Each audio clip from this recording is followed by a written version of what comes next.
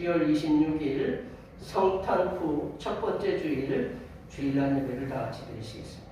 묵도하시겠습니다.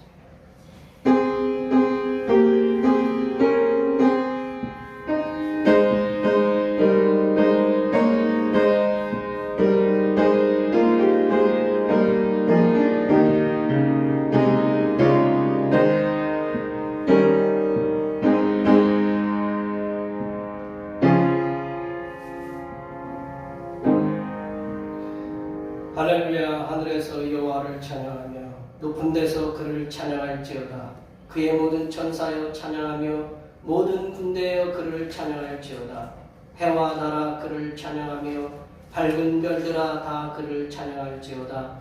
하늘의 하늘도 그를 찬양하며 하늘 위에 있는 물들도 그를 찬양할지어다. 아멘. 할렐루야. 한 아기를 독생성자로 이 땅에 탄생하게 하신 놀라우신 사랑의 하나님 아버지, 자비하신 하나님의 은혜로 독생성자 예수 그리스도가 주시는 기쁨을 누리는 수혜자로 살게 하신 그 사랑을 감사드립니다.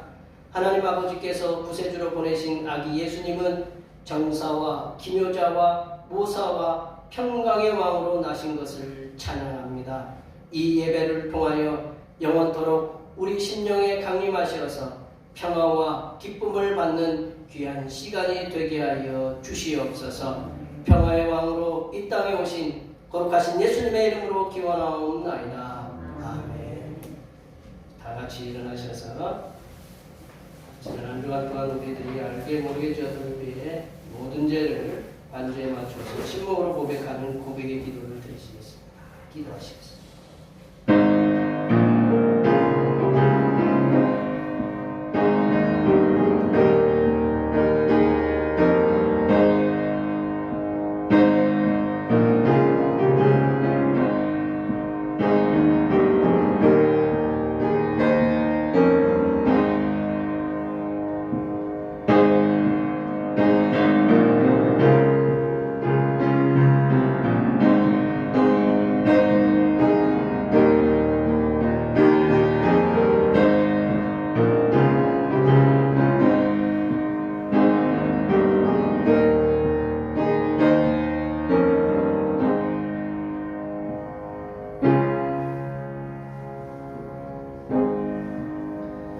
우리 하나님께서는 진심으로 죄를 고백하는 사람들에게 그 죄를 용서하기로 약속하셨습니다. 그런즉 누구든지 그리스도 안에 있으면 새로운 피조물이라 이전 것은 지나갔으니 보라 새 것이 되었도다. 이 말씀에 의하여 우리의 죄가 용서받았음을 확신합니다.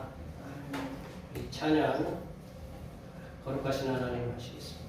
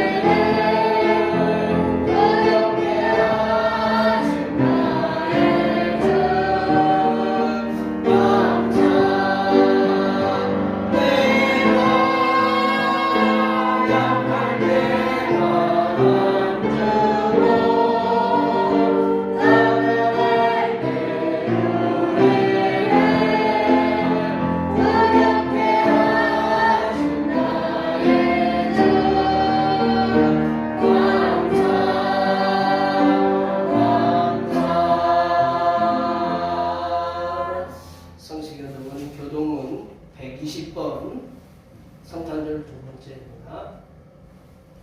성시교동은 120번 성탄절 두 번째입니다.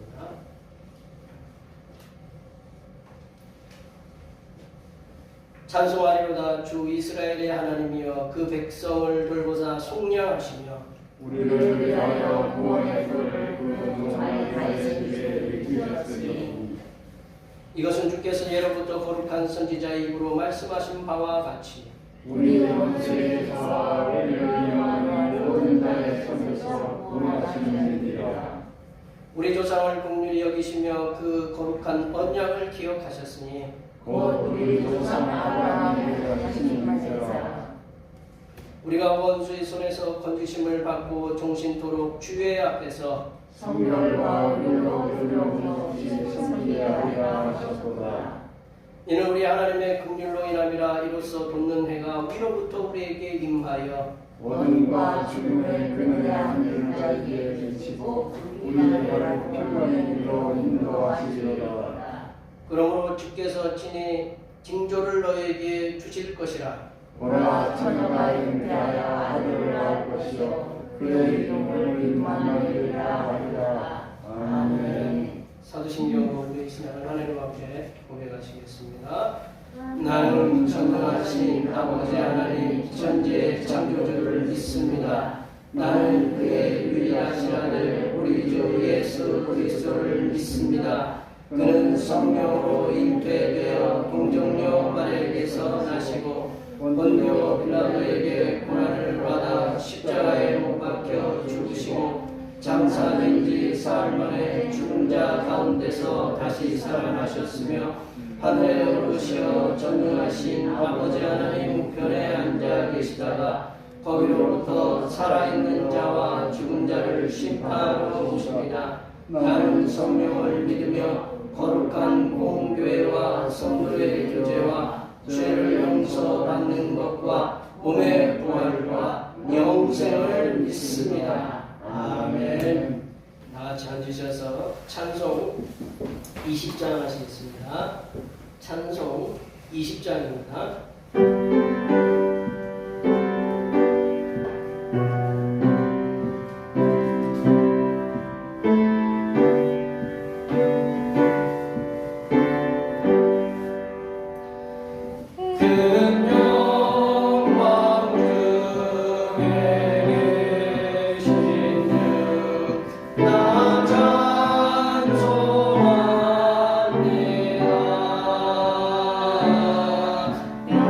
오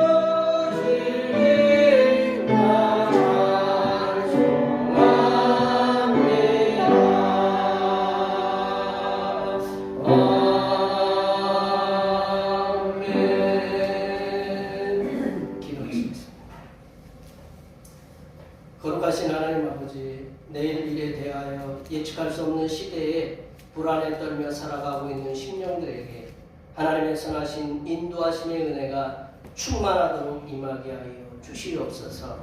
내일 일을 염려하지 말라고 산상수훈의 말씀을 통하여 큰 위로와 감격을 주신 우리 주님 예수 그리스도께서 염려와 근심과 걱정에 사로잡혀 살아가는 부족한 인생들의 발의 등이요 길의 빛이 되셔서 선하게 인도하시는 은혜가 임하게 하여 주시옵소서. 하나님 아버지, 우리가 이 땅에 살아가면서 하나님을 온전히 믿고 의지하면서 살아간다고 하고 있지만 지난 한 해를 뒤돌아보면 하나님을 온전히 믿고 의지하지 못한 날들이 많았고 하나님께서 항상 함께하여 인도하심에도 늘 의심에 쌓여 세상의 힘을 빌었던 부족한 인생들을 용서하여 주시옵소서. 성삼일체 하나님께서는 우리의 눈에 보이지 아니하시지만 언제나 우리의 길에 앞서 가셔서 우리들을 가장 편하게 인도하시는 분이심을 깨닫는 하나님의 백성이 되게 하여 주시옵소서. 하나님 아버지, 2020년, 2021년에는 코로나19로 인하여 성삼일체 하나님을 향한 믿음의 생활을 게을리한 때가 많이 있었사오나 돌아오는 새해 이민년 호랑이해에는 주님을 향한 불붙는 신앙으로 주님을 더욱더 붙쫓으며 신앙이 한층 더 성숙한 하나님의 자녀들이 되게 하여 주시옵소서. 하나님 아버지, 코로나19의 장기화로 모두가 힘들고 지치고 고달픈 2021년이었음에도 불구하고 하나님께서 대평교회를 은혜 중에 인도하여 주심을 진심으로 감사드립니다. 이 모든 것이 하나님의 은혜임을 깨닫고 올해를 발판 삼아 내년에는 믿음의 사람, 그리고 믿음으로 세상에서 칭송을 받는 하나님의 사람, 하나님의 교회가 되도록 인도하여 주시옵소서. 이 일에 힘쓰는 주님의 자녀들에게 명년에도 하나님의 선하신 인도하심의 은혜가 충만하게 임하도록 도와 주시옵소서. 하나님 아버지, 이 시간 하늘로부터 내려주시는 생명의 양식인 하나님의 말씀을 듣고자 합니다. 이 말씀을 들을 때에 성삼일체 하나님께서 베풀어 주시는 평안과 기쁨과 안식이 우리 심령에 충만하게 채워지게 하여 주시옵소서. 섬기게 이 땅에 오신 우리 주 그리스도 예수님의 이름으로 기도하오며 이제는 주님께서 가르쳐 주신 기도로 기도하오니 하늘에 계신 우리 아버지, 아버지의 이름을 거룩하게 하시며 아버지의 나라가 오게 하시며 아버지의 뜻이 하늘에서와 같이 땅에서도 이루어지게 하소서. 오늘 우리에게 일용할 양식을 주시고 우리가 우리에게 잘못한 사람을 용서하여 준 것 같이 우리 죄를 용서하여 주시고 우리를 시험에 빠지지 않게 하시고 악에서 구하소서. 나라와 권능과 영광이 영원히 아버지의 것입니다. 아멘.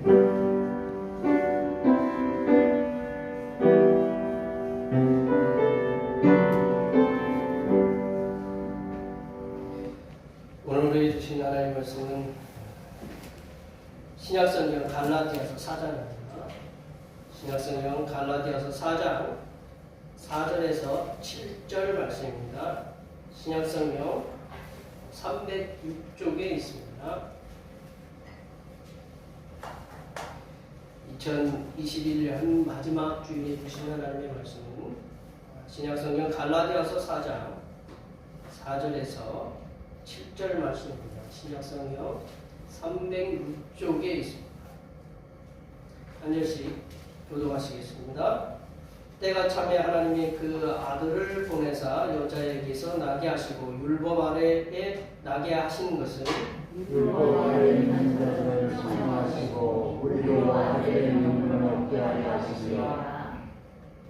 너희가 아들이므로 하나님이 그 아들의 영을 우리 마음 가운데 보내사 아빠 아버지라 부르게 하셨느니라. 그러므로 내가 이후로는 종이 아니요 아들이니 하나님은 하나님으로 말미암아 유업을 받을 자니라. 아멘. 오늘은 성탄 후 첫 번째 주일이고 2021년 마지막 주일입니다. 육신을 입으시고 임마누엘이 되사 상처받은 심령들에게 위로와 평안을 부어주시는 성자 예수님께 항상 감사하시기 바랍니다. 송구영신 감사 예배가 31일 금요일 저녁 7시에 있습니다. 금요일 저녁 7시에 있는 거 꼭 기억해 주시면 감사하겠습니다. 우리가 원래는 31일 날은 친목을 도모하는 그런 모임을 갖는데 상황이 상황이니만큼 저희들이 그 모든 것을 다 취소하고 오실 때 섭섭하지 않도록 휴지하고 라면을 이렇게 준비했습니다. 그래서 오셔서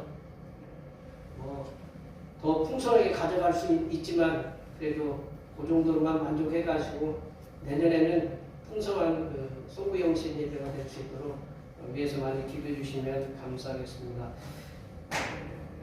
1월 목회 계획에 3일, 4일 대신방을 지금 계획해놨는데 저희들이 좀 더 기도해 보면서 신방의 지혜로운 방법을 한번 구해 보도록 하겠습니다.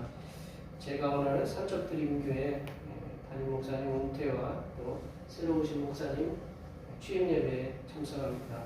이번 주 수요 기도회는 쉽니다. 아셨죠? 이번 주 수요일 날 예배는 쉬고 금요일 날 예배 한 번만 오시면 됩니다. 아셨죠? 네. 금요일 날 왜 안 오냐고, 아니 수요일 날 왜 안 오시냐고, 섭섭해 하지 마셔야 하셨죠? 연말 정산을 위한 기부 납입 증명서를 필요하신 분들은 신청해 주시면 감사하겠고, 코로나19 바이러스 확산 방지를 위해서 이렇게 마스크 쓰고 예배 드리시고 한 지가 벌써 2년이 되시는데 좀만 더 좀 인내하시면서 함께 하셔가지고 좀 이 위기를 함께 이렇게 넘어갔으면 감사하겠습니다.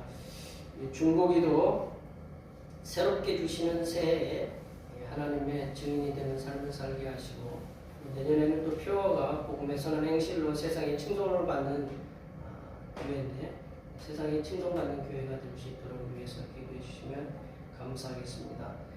다음 주에 예결산을 위한 공동회의가 예배 전 10시에 있습니다.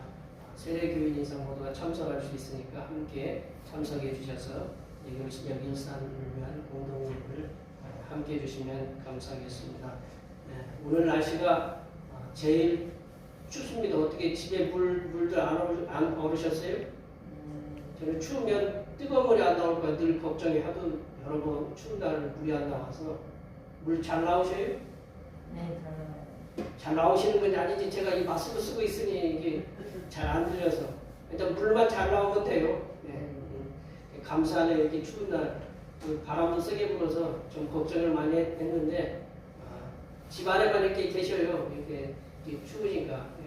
그래서 오늘이 2021년 마지막 주일이고 한 해 동안 이렇게 지켜주시는 해에 감사드리면서 내년 한 해에도 우리 여기 계신 모든 주님의 백성들이 직장도 사업도 그리고 가정도 주께서 지켜주셔서 평안하고 형통할 수 있도록 주님께서 은혜 주시고 2022년에는 더 건강해질 수 있도록 하나님 복 주시옵소서. 이 시간 다 같이 축복합니다. 많이 옆에 계신 분 축복해 주시기 바랍니다. 축복합니다.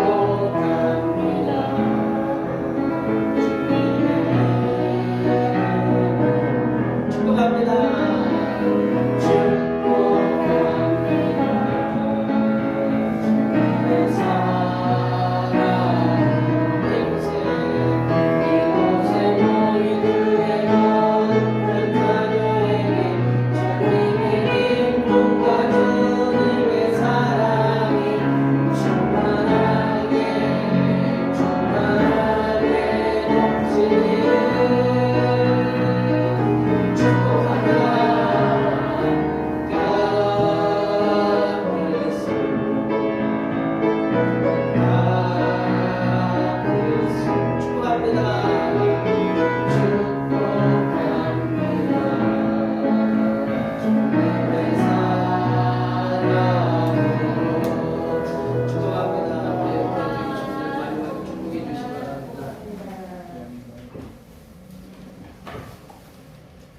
어때 어제 이거 맛있는 거 들었는데 드셨어요? 제가 이렇게 생각을 해보니까 젊은 분들이 계신 데는 괜찮은데 연세 있으신 분들한테는 이게 들으니까 그게 그거 같아. 차라리 내년에는 신청을 받아서 뭐라도 시켜드릴까 그런 생각들을 해봤어요. 저만 걱정한 건가요? 네. 맛있는 거 드셨나 보네요. 아이고 감사합니다. 우리나라 속담에 이런 속담이 있어요. 검은 머리 짐승은 거두지 마라. 거두는 게 아니다라는 그런 말이 있어요. 검은 머리 짐승은 뭐 저도 좀 머리가 하얗지만 뭐 하얀 분들도 이렇게 계시지만 대부분 이렇게 검은 머리 짐승이라는 건 사람을 가리키는 말이죠. 이게 검은 머리 짐승이 이렇게 사람은 달면 삼키고 쓰면 이렇게 뱉는 그렇기 때문에 심지어는 자기를 도와주고 자기를 구해주는 그러한 사람을 이렇게 배신하기도 하는 그리고 또 심지어 해를 끼치기까지 하는 그런 일이 비일비재하게 일어나고 있기 때문에 아마 이러한 우리 조상들의 어떤 경험에 의해서 나온 그런 속담이 아닌가 이렇게 생각이 됩니다. 은혜를 이렇게 원수로 갚는다라는 얘기가 이 검은 머리 짐승을 거두지 말라는 얘기가 있는데 뭐 경남 진주의 이런 설화 설화 그냥 지어낸 이야기겠죠. 그런 이야기가 있는데 홍수에 그 노루하고 구렁이하고 사람 애 하나가 이렇게 떠내려오더래요. 그래서 사봉이 거기 지나가다가 이 셋을 모두 구해줬답니다. 구해줬는데 이제 뭐 노루하고 구렁이는 이제 보내고 이 자식 하나는 생명이니까 어디 자식인지 모르니까 이게 키웠대요. 데려가서 열심히 키웠더니 이 노루가 어느 날 와가지고 동계장에 묻혀있는 데를 갖다가 알려주더래요. 그런 노루 한 마리 저도 한 마리 키웠으면 좋겠는데 노루 한 마리 와가지고 동계장 있는 데를 알려주니까 어떻게 해요? 거기 가서 이제 파가지고 그 돈이 얼마치 있는지는 뭐 거기 뭐 무슨 뭐죠? 골드바 뭐 1kg짜리가 뭐 한번 몇십 개가 들어있는지는 저도 모르겠지만 골드바를 갖다가 꺼내가지고 그걸 갖고 팔아가지고 부자가 됐어요. 부자가 됐는데 이 부자가 되고 그리고 이제 애는 잘 키워가지고 장가를 보냈어요. 장가를 보냈더니 이 양아버지가 이 부자가 된 것이 시기가 나가지고 이 아들놈이 키워놓은 아들놈이 이게 뭐라고 하냐면 저 아버지 저 훔쳤다. 그러니까 이제 포도청에 끌려가가지고 그 많은 돈은 어디서 뭐 신문을 받을 거 아니에요. 그러니까 이제 사형 언도를 받았어요. 사형 언도를 받았는데 그래서 죽기만을 기다리고 있더니 누가 왔을까요? 네, 구렁이가 담 넘어서 이렇게 하여튼 감옥에 와가지고 여차 해가지고 이 구렁이가 구해줬어요. 이 사공을 구해주고 이 못된 아들은 모함해가지고 그랬기 때문에 감옥에 다시 이렇게 집어넣어서 넣었다. 그리고 이 사공은 잘 살았다. 그런 얘기가 있어요.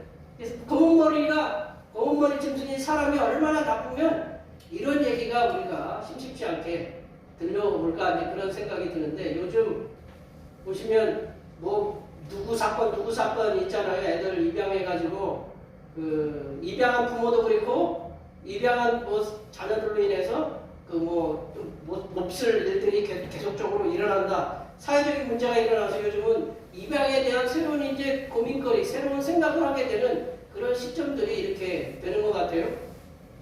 내가 낳은 자식이 아닌 다른 자식을 데려다가 이렇게 키우는 거를 갖다가 양자 삼는다 그러잖아요. 그거를 이제 그 영어로는 어답션이라고 이렇게 받아들인다라는 게 근데 양자만 게 아니라 양녀도 이렇게 이 자자가 이제 아들 자자라고 하지 말고 그냥 사람 자자라고만 생각하세요. 이게 양자니까 양녀나 양녀를 이렇게 삼아가지고 키운다는 거. 가끔 이제 저희도 이제 그런 생각을 이렇게 하나 딸 하나 이렇게 여기서 데려다 키우겠다 그런 생각들 하는데 저는 두 손 두 발 다 들어서 말립니다. 왜냐하면 내 자식도 내가 키울 때 욕도 하고 때리기도 하고 하는데 내가 낳은 자식이 아닌 사람을 갖다가 데려다가는 어렵다라는 거죠. 키우기가. 그래서 이 양자 양녀를 키운다는 게 그만큼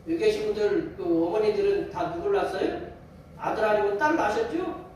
그러면 뭐를 입고 왔냐면 다 육신을 입고 왔다는 거예요. 예수님이 뭐를 입고 오셨다는 거예요? 여자에게 나셨다는 것은 표현이 이렇게 속된 표현이 아니라 여자에게 나셨다는 것은 예수님이 육신을 입고 오셨다는 거예요. 완전한 육신을 입고 오셨다는 거죠. 하나님이신 분이 육신을 입고 오셨다라는 거죠. 그러니까 이 말씀은 또 4절 말씀에 보면 하나님의 그 아들이라는 단어가 있잖아요. 하나님의 그 아들을, 우리 하나님이 어떻게 아들을 낳냐? 우리 생각으로는 따지면 안 됩니다. 이 부분은 우리가 생각 따지는 부분이 아니에요. 이거는 하나님만 아시는 그 공간이에요. 하나님만 아시는 그 부분이에요. 이게 하나님의 그 아들이라는 것은 하나님의 그 아들이라는 건 하나님의 어떤 분이라는 거예요? 하나님이라는 거예요. 하나님이 그 아들이, 하나님은 하나님이다라는 거죠. 예수님이 하나님이다. 그러니까 이 말씀은 뭐냐면 예수님이 신성, 우리가 이제 표현하기는 그렇게 신성인데 거룩함을 갖고 태어나신 인간의 어떤 흠이 없는, 죄성이 없는 거룩한 하나님이다라는 것을 얘기하시는 거예요. 그러니까 예수님의 몸에는 두 가지가 동시에 들어가 있어요. 뭐가 들어가 있느냐? 예수님의 육신이 들어가 있지만 또한 하나님의 완전한 신성이 들어가 있다는 거죠. 예수님은 걸어다니는 하나님이셨어요. 그 당시에. 보이는 하나님. 예수님이 하나님을 입고 오신 거예요. 육신을 입고 오셨는데 예수님을 보는 분들은 누구를 보는 거예요? 하나님을 보는 거다. 그러면 4절 말씀은 굉장히 신학적으로 중요한 거예요. 왜냐하면 예수님의 인성도 강조되지만 육신을 입고 오셨다라는 인성도 강조되지만 하나님의 아들, 하나님의 신성이라는 그 두 가지가 절묘하게 아주 표현이 죄송한데 조화가 되신 그 예수님이라는 걸 표현하기 위해서 4절 말씀을 그렇게 쓰신 거예요. 우리는 예수님께서 동정녀 마리아에게 나셨다라는 거죠. 우리나라 속담에 처녀가 아이를 배워도 뭐 할 말이 있다라는 그런 얘기가 있는데 이 우리가 동정녀 마리아에게서 나셨다는 걸 어디서 고백을 해요?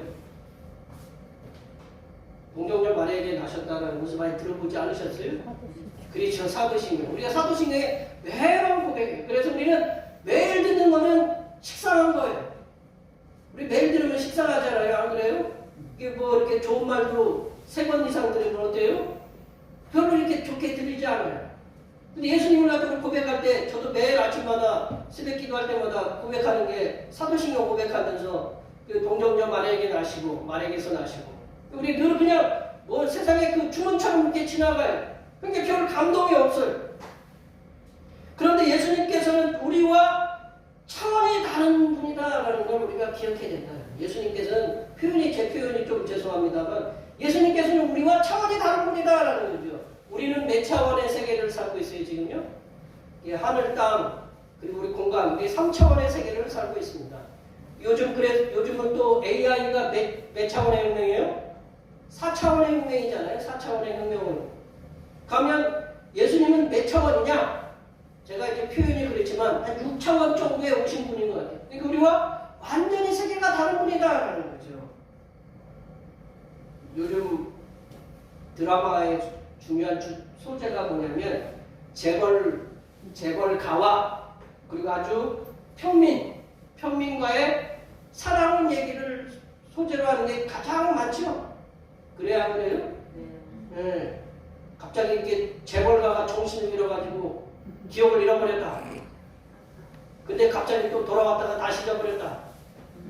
뭐 이렇게 뭐 그런 얘기들 그러면서 사랑을 갖다 이끌어가는데 근데 이제 그 보통 이제 재벌가의 그 부모님들이 그 평민인 그 민초 같은 그 이제 그 남자나 여자를 만나면 뭐라고 얘기하냐면 그 영화나 드라마에서 보면 우리는 너희들과는 차원이 달라. 차원이 그런 표현 안 들으셨어요? 너희는 우리들과는 차원이 달라. 그러니까 너희는 송충이는 뭐를 먹어야 돼요? 솔잎을 먹어야 돼요? 솔잎 다른 거 먹으면 안 돼요? 네, 다른 거 먹으면 죽는다 이제 그런 표현을 하잖아요. 제가 요즘 세계적인 축구 선수가 제가 2사람 알고 있는데 손흥민 말고 우리나라 사람 말고 메시하고 또 한 사람이 누구예요? 네, 우리가 호날두라고 표현하지 않습니다. 우리나라에 와서 바람만 안 움직였기 때문에 우리는 강날두라고 해요. 호날두가 무슨 별장을 짓고 사는데 별장이 얼마냐? 687억인가? 687억? 700억 가까이 된대 별장이. 집이 별장이 그렇대. 마귀하고 푸틴 대통령은 1조 원 넘게 저기 했는데 687억. 우리 권사님들 뭐 10억 넘어요? 집 10억 넘는 집 별로 없잖아요, 그죠? 우리 여기서는 저쪽 서울에 가나. 뭐 요 얼마 전에 서울에 뭐 한남동인가 120억이 매매가 됐다네. 아파트인지 뭔지 하여튼 최고가. 뭐 이렇게 우리들 저희들이 이렇게 기억이 돼. 우리가 좀 감이 오세요? 옛날에는 억하면 억하고 죽는다고 그랬잖아요. 요즘 억이 뭐 좀 어때요? 대수롭지 않죠? 그것이 이제 120억, 700억 뭐 그렇게 생각되면 어떻게 돼요? 그 얘기는 우리 얘기가 아닌 것처럼 이렇게 들리잖아요. 차원이 좀 틀리잖아요. 이런 경제적인 차이는 그 사람과 사고를 다르게 만들어요. 나는 같은 하나에 살고 있지만 너랑 나랑은 차원이 달라. 사람 간에도 이렇게 차원이 다른 세계에 이렇게 산다고 하는데 자신이 창조하신 세계에 육신을 입으시고 시간과 공간의 제한을 받으시면서 들어오셨다라는 사실은 죄인들을 하나님의 아들, 하나님의 자녀로 삼으시기 위하신 그 하나님께서 죄인들을 향하신 하나님의 사랑이 얼마나 큰가 그거를 나타내주고 있다는 거죠. 두 번째로 하나님의 사랑이 얼마나 크시냐. 두 번째로 보시면 내려보세요. 두 번째로 보시면 하나님께서 아들이신 예수님에게 육신을 입게 하신 것은 율법의 저주 아래 있는 죄인들을 구원하시어서 아들의 명분을 주게 하시기 위함이다. 이 말씀은 이제 말씀을 봐야 되는 건데 지금 율법의 저주 아래 있는 죄인들을 구원하셔서 속량하셔서 아들의 명분을 주게 하시기 위함이다라는 거죠. 4절 하반절부터 우리 5절까지 한번 읽어보겠습니다. 4절 하반절부터 한번 다 같이 읽어보겠습니다. 율법 아래에 나게 하신 것은 율법 아래에 있는 자들을 속량하시고 우리로 아들의 명분을 얻게 하려 하십니다. 이제 아들의 명분, 아들이라고 하니까 좀 섭섭해하지 마세요. 아들이라는 건 이게 자녀예요. 하나님의 자녀. 이렇게 차별하는 게 아닙니다. 여기 뭐 사도 바울이 썼기 때문에 그 당시에는 이제 아들이 이게 그 대세였던 것처럼 보이는데 지금은 아들이 아니고 우리가 하나님의 자녀라고 이렇게 읽으시면 돼요. 자녀의 명분이라는 거는 명분이라는 단어를 이렇게 영어로 보니까 쉽이라는 단어를 생각하세요. 멤버십 하면 내가 그곳의 멤버에 저기 자격이 있다라는 거죠. 쉽이라는 건 이게 그 아들의 명분이라는 건 그러면 sonship이에요. sonship. 아들의 명분. 뭐 daughtership이라고 이렇게 하면 되겠죠. 자녀, 이렇게 딸. 명분을 얻게 하기 위해서 그렇다라는 거죠. 그러니까 명분이라는 것은 똑같은 자격이라는 거거든요. 율법은 우리가 이제 왜 오늘 근데 본문에 율법이라는 단어가 이렇게 나오는데 이 율법의 저주 아래 있는 자들을 구원하시기 위해서 하나님이 그 때를 기다리신 거예요. 하나님이 그때가 율법의 저주 아래 있는 자들을 속량하시기 위해서 예수님을 보내셨다라고 했는데 율법은 누가 받은 거예요? 율법은요? 하나님께서 이스라엘 백성들이 출애굽하고 나서 그 시내산에서 하나님이 십계명을 근간으로 해가지고 이스라엘에게 줬던 창세기부터 창세기, 출애굽기, 레위기, 민수기, 신명기까지의 말씀을 보통 율법 모세오경이라고 율법이라고 하거든요. 근데 이 모세오경은 쉽게 이제 뒤에서도 말씀드리겠지만 하나님을 사랑하는 방법, 이웃을 사랑하는 방법을 구체적으로 길게 그려놓은 거잖아요. 우리 저기 뭐 법이라는 게 큰 게 없잖아요. 나와 너와의 관계 속에서 일어나는 일들을 그걸 갖다가 좀 많으니까 복잡하고 세세하게 형법 그리고 상법, 민법 무슨 이렇게 법들이 이렇게 많잖아요. 그런 법들은 뭐냐면 너와 나의 관계 속에서 치고받고 하는 거는 형법으로 다스리고 이렇게 뭐 돈 문제나 뭐 이렇게 어떤 좀 문제 같은 거 가족 간에 무슨 문제 같은 거는 뭘로 다뤄요? 민법으로 다루고 그래서 법이 이렇게 커지는 거예요. 너와 나의 관계 속에서. 나 혼자 있으면 우리 여기 죄송합니다. 혼자 계신 우리 권사님들 저기 내가 10시까지 잔다고 11시까지 잔다고 음악 크게 틀어놓는다고 해서 집안에 누가 뭐라고 할 사람 있어요? 없어요? 예? 있어요? 없어요? 혼자 사시는 분들. 예, 제가 죄송합니다. 제가 옷을 갖다가 아무것도 아니고 다닌다고 해서 집안에서 누가 뭐라고 할 사람 있어요? 없어요? 없는데 이제 아들이나 딸이 왔어요? 누가 이렇게 언니나 동생이 왔어요? 그러면 어떻게 돼요? 내가 마음대로 그렇게 옷 입고 다닐 수 있어요? 없어요? 뭐 제가 조금 시끄럽게 하면 어떻게 돼요? 왜 시끄럽게 하냐고. 저하고 제가 집사람하고 제가 집사람 좋아하는 사랑하는데 잘 때 보면 그렇다네. 잘 때 제가 오늘도 아침에 왜 당신이 이불을 이렇게 끌고 갔냐. 나는 제가 이불을 끌고 간 거는 제가 꿈에 잠잘 때 잘 모르거든요. 제가 끌고 간 게 아니고 제 본능인가 봐. 예. 근데 그러면 왜 이불이 없지 하고 이불을 새벽에 일어나 덮어줘요. 그러면 제가 이렇게 끌고 온 거지. 그렇죠? 그 범인은 저겠죠. 그죠? 둘이 살면 그래요. 혼자 살면 이불을 갖다가 내가 어떻게 잔다에 상관없어요. 둘이 있으니까 법이 생기는 거예요. 이 율법을 왜 주셨느냐? 하나님이 혼자 살면 아브라함, 모세 혼자 살면 법을 주실 필요가 없으실 거예요. 왜냐하면 하나님이 그냥 얘기하시면 되니까. 근데 그 율법을 주신 이유가 이웃이 있잖아요. 가족이 있잖아요. 그러면 어떻게 돼요? 우리 저 조아리 권사님은 뭐 혼자 뭐 내가 먹고 싶은 거 반찬 해먹고 싶은 거 다 해먹어요? 같이 있으니까 이거 해달라 저거 해달라 이거 해줘야 되고 저거 해줘야 되고 그런 것들이 있거든요. 혼자 있으면 가서 편의점 가가지고 도시락 사다 먹고 라면 끓여 먹고 해도 돼요. 그러나 둘이 있으니까 어떻게 돼요? 법이라는 게 생기는 거예요. 이 율법을 주니까 율법을 통해서 이 서로 간의 관계를 잘 유지하라. 그래서 먼저는 하나님과의 관계를 잘 유지하고 이웃과의 관계를 잘 유지하라고 이 말씀을 이렇게 주신 거예요. 근데 그 율법을 갖다가 모세오경에 보면 몇 가지 조항이 있느냐? 13가지 조항으로 이렇게 나눴어요. 13가지 조항으로 율법의 말씀을 나눴는데 그 율법의 13가지 조항을 나눴는데 그 중에 해라라는 것은 248개고 하지 말라라고 하는 게 365개예요. 365개 어디서 많이 들어본 것 같지 않아요? 365? 1년이잖아요. 그죠? 하지 말라, 하루에 하나씩 하지 말라는 거죠. 한번 볼까요? 이게 그 율법의 근간은 사랑입니다. 율법은 사랑인데 우리 한번 율법의 조문들을 보면 우리 나쁜 것들이 있나요? 보면 하나님을 믿어라. 이게 긍정적인 거거든요. 그리고 뭐 하나님의 통일성을 생각하고 하나님을 사랑하라. 하나님을 경외하라. 하나님을 예비하라. 하나님께 나아가라. 이게 좋은 말들이에요. 어떤 거예요? 좋은 말씀이잖아요. 이게 긍정적인 말씀이거든요. 그리고 또 이제 부정문이 365개 있다고 그랬잖아요. 하지 마라. 그러면 거기 보시면 어떤 신도 믿지 말라. 예배의 목적으로 어떤 신상도 만들지 말고 자신이나 다른 사람으로 하여금 예배하기 위해 속상을 만들지 말라. 인간의 형상을 만들지 말라. 이런 것들이 몇 개 있느냐? 365개 있는 거예요. 근데 좀 이게 좀 가면서 복잡해지는 게 있거든요. 쉽게 얘기하면 우리 사도행전 1장에 보면 안식일에 갈 만한 거리라는 게 있거든요. 그러면 안식일에 얼마큼 가야 되느냐? 한 2km, 5리 이상은 못 가는 거예요. 그러니까 그곳에 벗어나면 뭐가 되는 거예요? 뭐 이렇게 죄를 범하는 거예요.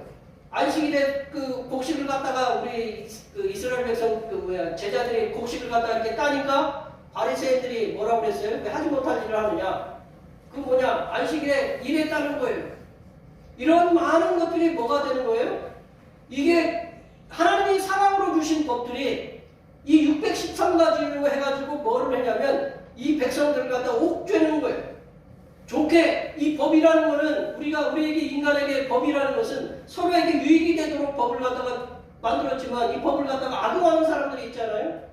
이 율법을 갖다가 악용하는 그런 사람들이 있었어요. 누구냐? 바리새인, 사두개인, 서기관, 율법사들. 이 사람들이 그 율법을 자기들은 열심히 잘 지킨다고 그러지만 백성들은 어때요? 하루 먹고 살아가기 힘들어요. 여러분 여기 계신 분들한테 무슨 법 갖다 들이대시면 아셔요? 몰라요? 교통법규도 뭐 되면 다 몰라요. 근데 이 바리새인 사두개인 서기관들이 율법 이 하루 먹고 살아가는 사람들에게 자꾸 이 법도 지켜라 저 법도 지켜라 613가지를 지켜야 네가 온전히 구원받는다. 그러니까 율법에 율자만 들어도 이 사람들은, 백성들은 어떻게 돼요? 스트레스가 되는 거예요. 여기 계신 분들 법에 한번, 한번 법에 한번 대보세요. 자라에게 불렸으면 뭐가 그렇게 저기예요? 소통하고 한마디고 그렇지. 이 법에 질린 사람들은 법 얘기만 들어도 막 티가 솟는다. 이스라엘 백성들이 율법의 얘기만 들으면 막 온몸에 소름이 막 돋는 거예요. 괴로운 거예요. 이 율법의 저주가 된 거예요. 이 율법의 저주에서 구원해 주시기 위해서, 율법이 굉장히 사랑이고 은혜로운 율법인데 예수님께서 그랬잖아요. 율법을 완성하러 오셨다고 그랬거든요.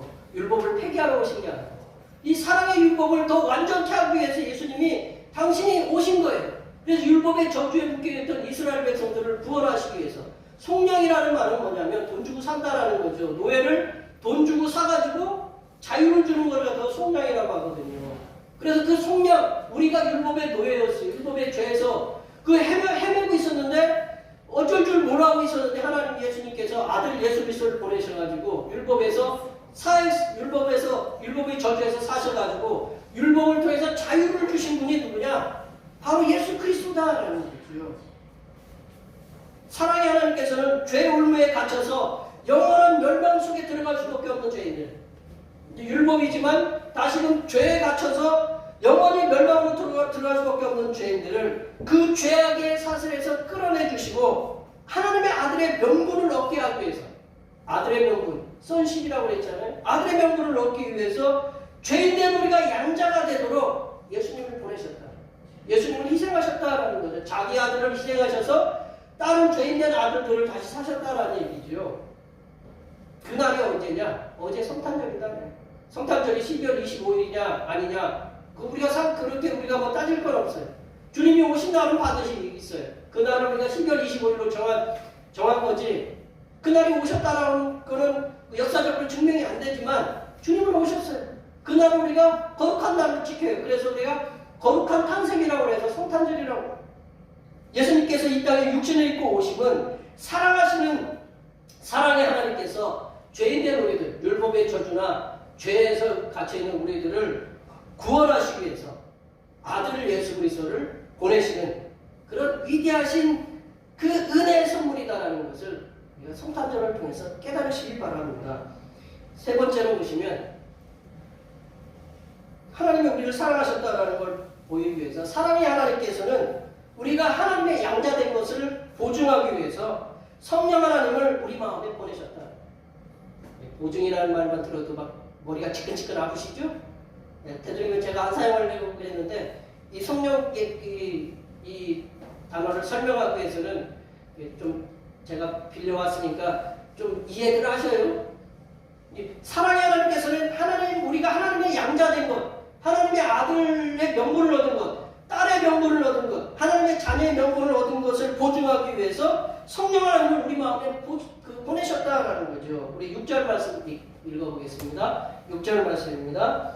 너희가 아들임으로 하나님이 그 아들의 영을 우리 마음 가운데 보내사 아빠 아버지라 부르게 하셨느니라. 우리가 지금도 양자, 저희 이제 그 설교 모임에 보면 법학을 공부하신 목사님이 계세요. 법을 공부하신 그 목사님이 양자되는, 우리나라의 양자되는 기준을 8가지인가 이렇게 그거를 이렇게 양자를 갖다 그냥 막 양자적이 아니라 법으로 그게 정해져 있대요.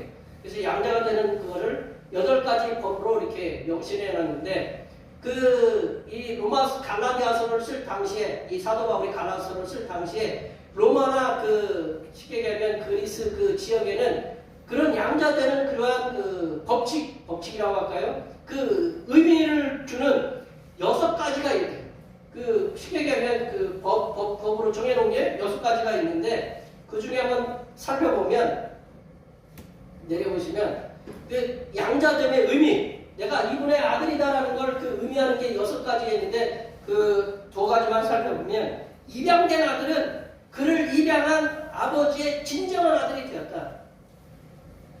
그러니까 지금 친자가 있었다라는 거예요. 자기가 아들이 있었는데 그 아들하고 똑같다라는 거죠. 그러니까 입양한 아들은 그 친자와 똑같은 아들이다라는 거죠.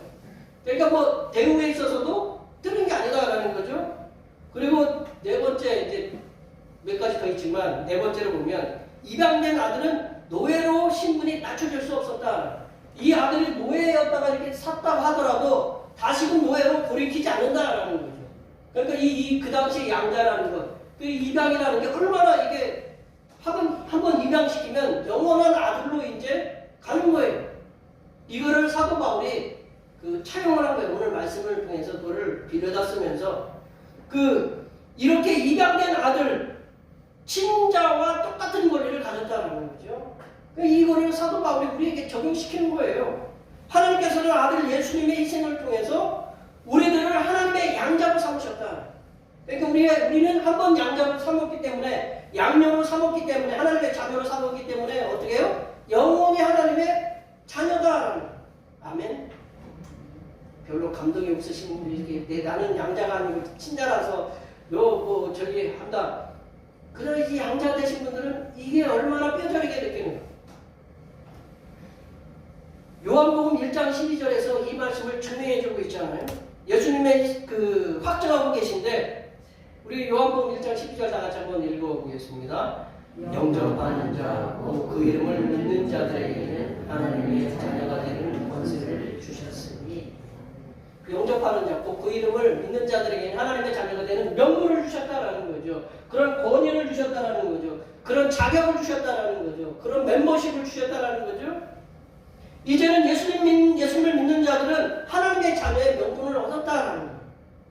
그런데 하나님의 명분을 얻은 구원받은 자들이 그렇잖아요. 이렇게 내가 이렇게 양자가 되어서 이제 친자의 어떤 부한 사람의 권력 있는 사람의 양아들이 됐는데 진짜 내가 양아들인가? 라는 의구심이 들 때가 있다는 거예요. 내가 예수님 믿고 구원받았는데 진짜 내가 하나님의 자녀인가? 라는 그런 의구심이 들 때가 있는데 그 의구심을 들을까봐 보증으로 누구를 보내주시느냐? 성령 하나님을 우리 심령에 보내주신다.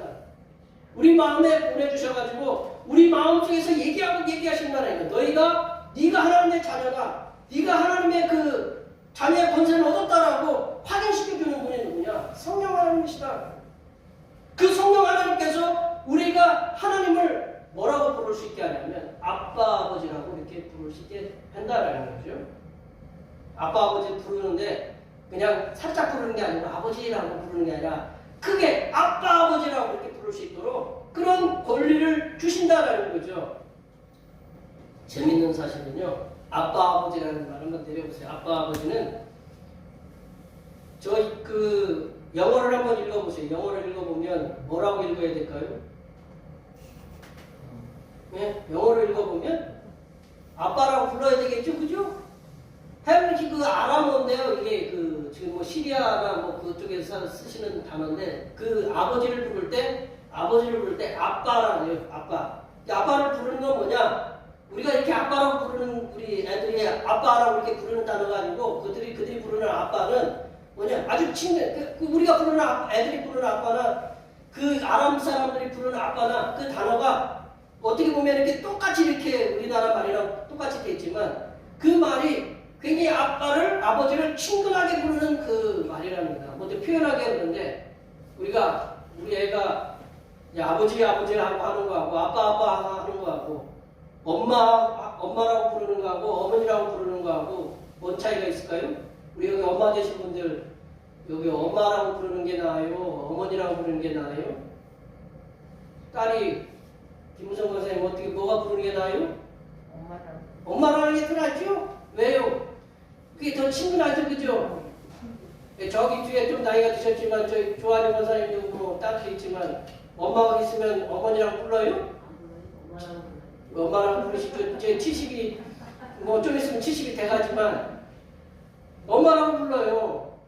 여기서 아빠라는 건 뭐냐면 그만큼 친근하게 부르는, 그러니까 아버지 나의 아버지인데 이 아빠 아버지가 친근하게, 그러니까 친근하다는 것은 격이 없다라는 거죠. 아버지가 때로는 제가 애들을 갖다 꾸짖기도 하고 그러지만 그거를 넘어서서 어떤 관계가 있잖아요. 그런 관계를 갖다가 이렇게 알고 있으니까 아버지가 좀 호통을 쳐도 그 아버지가 왜 그러는지 안다.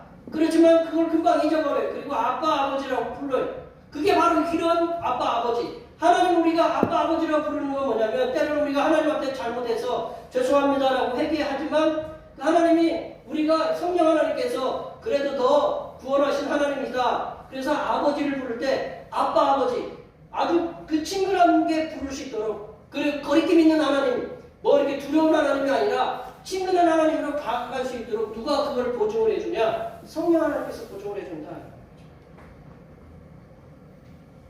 성령 하나님께서는 성부 하나님의 자녀된 자들이 성부 하나님께서 거룩하시고 근엄하셔서 멀리할 수밖에 없는 그런 하나님이 아니라 그런 하나님이 아니라 육신의 아버지가 자녀를 사랑하여 안아 올리듯이 그렇게 친근하게 가까이 할 수 있는 하나님 아버지로 다가가끔 하시는 분이 바로 성령 하나님이시다.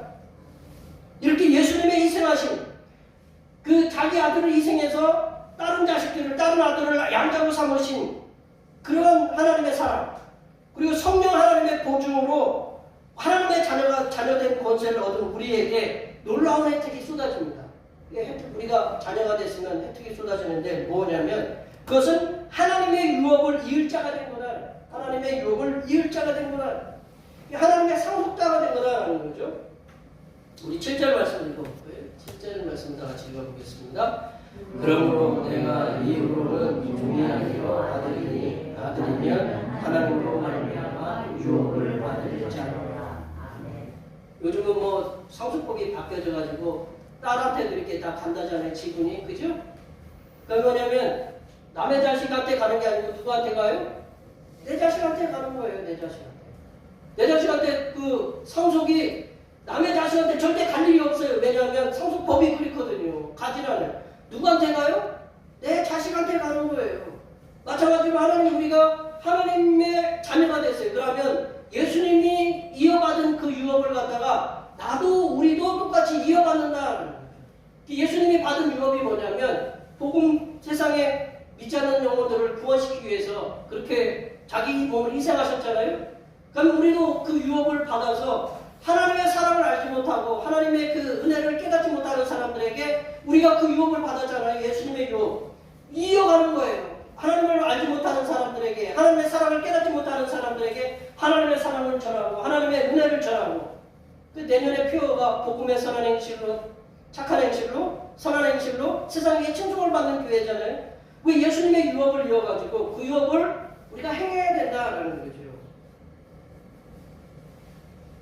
우리가 예수님이 마지막에 마태복음 28장 18절에서 20절에서 뭐라고 그랬냐면 너희는 모든 족속으로 가서 제자를 삼아 아버지와 아들과 성령의 이름으로 세례를 주고 내가 너희에게 가르쳐 공부한 모든 것을 가르쳐 지키게 하라. 그게 바로 예수님의 유업이지만 또 그 유업을 누가 이어가야 돼요? 우리가 이어가야 된다는 거죠. 말씀을 정리해보면요. 사랑의 하나님께서는 죄인된 우리들을 사랑하셨다. 그 사랑의 힘은 우리들을 하나님의 자녀, 양자로 삼으시기 위해서 하나밖에 없는 독생성자 아들 예수님을 이 땅에 육신을 입고 보내셔서 십자가에 희생하시기까지 우리를 사랑하게 하셨다. 여기에 모여 예배하시는 하나님의 사랑으로 하나님의 자녀된 우리들이 할 일은 하나님께서 맡겨주신 유업, 그 세상 끝까지 하나님의 사랑을 전파하시는 그런 사명을 감당하시면서 하나님의 자녀로서의 권리를 누리시는 하나님의 복된 하나님의 자녀들이 되시기를 간절히 축원합니다. 기도하시겠습니다. 하나님 아버지, 예수님의 십자가의 희생과 성령 하나님의 보증을 통하여 하나님의 자녀된 우리들이 하나님께서 주신 유업인 하나님의 사랑을 세상에 전파하면서 하나님의 자녀된 권세를 누리게 하여 주시옵소서. 거룩하신 예수님의 이름으로 기도하옵나이다. 아멘. 우리 주신 말씀 생각하시면서 찬송 283장 하시겠습니다. 찬송하시면서 준비하신 힘을 하나님 앞에 드리시겠습니다.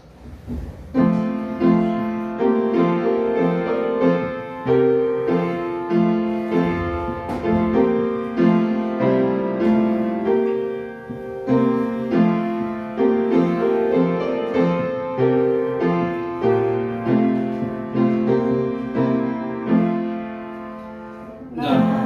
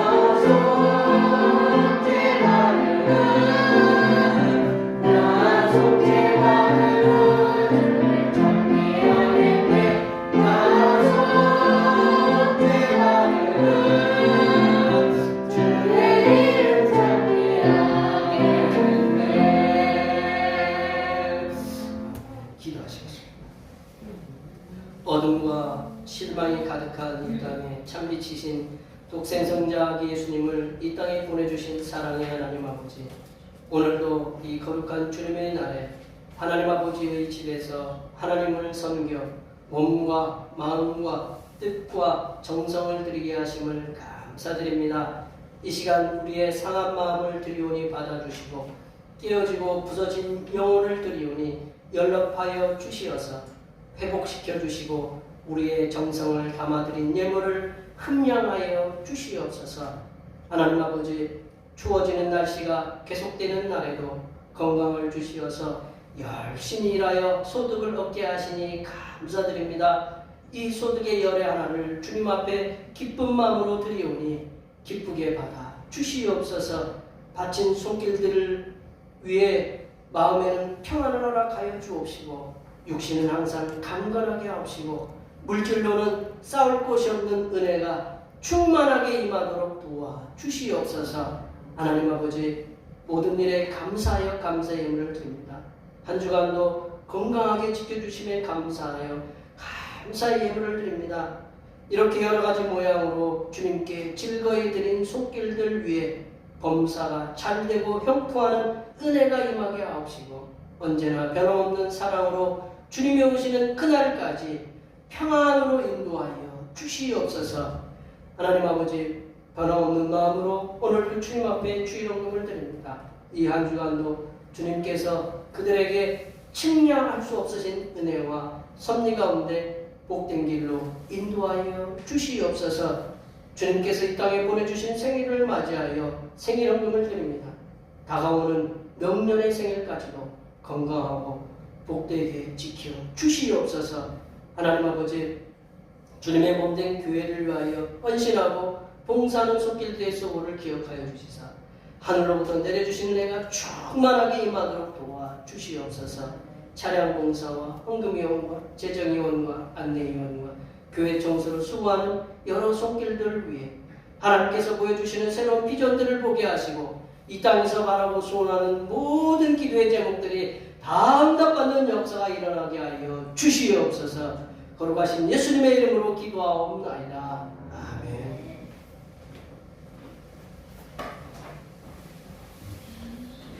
일어나셔서 우리 사명선언을 제창을 하시겠습니다.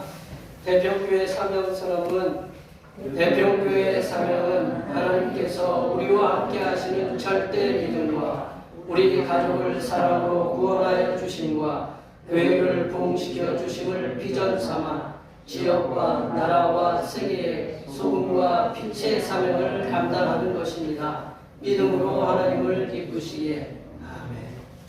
변화하고 제창하시겠습니다. 말씀으로 변화를 받아 세상을 회복시키자. 결단의 찬송 부흥하시겠습니다.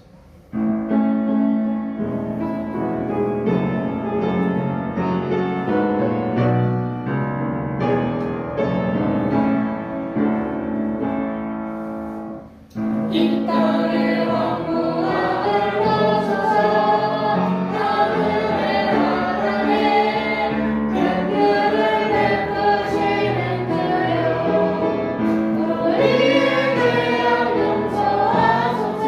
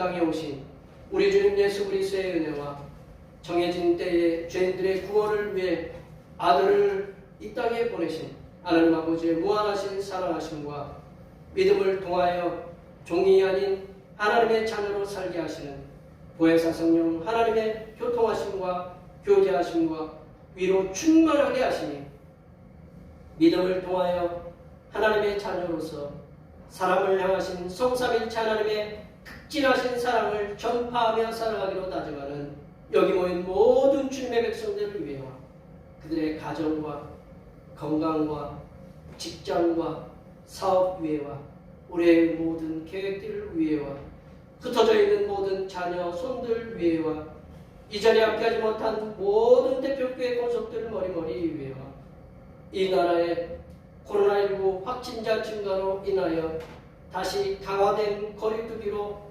생계의 위협을 받고 있는 소상공인들을 위해 하나님의 눈동자와 같은 보호하여 주심과 전세계 환경보호 명목으로 리튬과 코발트 생산으로 죽음의 경계에 내몰리고 있는 세르비아와 콩고 공화국 백성들을 위해 하나님의 인도하여 주시니 이제로부터 영원토록 함께하옵시기를 간절히 축원하옵나이다.